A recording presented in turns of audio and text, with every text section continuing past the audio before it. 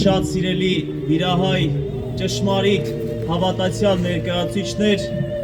ուզում եմ, որ մեր այս հավաքը, մեր այս խաղաղ պահանջը սկսենք մեր Տեր Հիսուս Քրիստոսից հնչած տերունյան աղոթքով։ Միասին, բոլորս միասին, օրհնյալ Տեր մեր Հիսուս Քրիստոս ամեն։ Հայր մեր, որ երկինս ես, Սուրբ եղիցի անուն քո, եկեսցե արքայություն քո,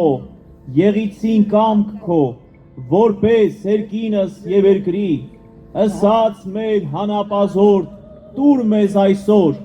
եւ թող մեզ պարտիս մեր, որպես եւ մեկ թողունք մերոց պարտապանած, եւ մի տանիրս մեզի փորձություն, այլ փրկյազ մեզի չարե, զիքոյ արքայություն եւ զորություն եւ փառք հավիտյանս ամեն։ Իրականում այսօր ճշմարիտ եկեղեցուն նվիրյալ հավատացյալներիս հոգիները տխուր է մահվանչապ, որովհետև մեր աչքի առաջ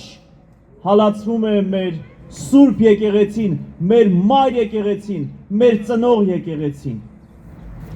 Եվ ամբողջական մի քրիստոնեական մի ճշմարիտ խոսքա, որ Պողոս առաքյալը ուղղում է այսօրվա մեր իրականությանը ասելով, գրում է Տիմոթեոս իր զավակին, իր աշակերտին ասելով, ուշադիր եղիր կգան չար ժամանակներ, երբ մարդիկ կդառնան փողասեր, մարդիկ կդառնան դավաճան, մարդիկ կդառնան մատնիչ, մարդիկ կսկսեն ավելի շատ հպարտ լինել, քան թե աստվածասեր լինել, եւ առավել եւս մարդիկ կլինեն, որ ավելի տեղը կտան իրենց անձնականին, ոչ թե Տիրոջ փառքին։ Եվ իրավի այսօր մենք ապրում ենք այդ ժամանակները։ Ինչու, որովհետեւ մենք չենք կարող հանդուրժել, երբ այսպես ասված բարենորոգության ծրագրի մեջ մենք տեսնում ենք հալածված մեր մայր եկեղեցին։ Բարենորոգության մեջ մենք չենք կարող ընդունել, որ գերության մեջ գտնվող մեր հայորդիները ցմահ են դատապարտում, մենք չենք կարող հաշտվել, ես չեմ կարող հաշտվել։ Երբ մեր հայրենիքի մեջ բարձրաստիճան հոգևորականը անմեղությամբ դատապարտվում է,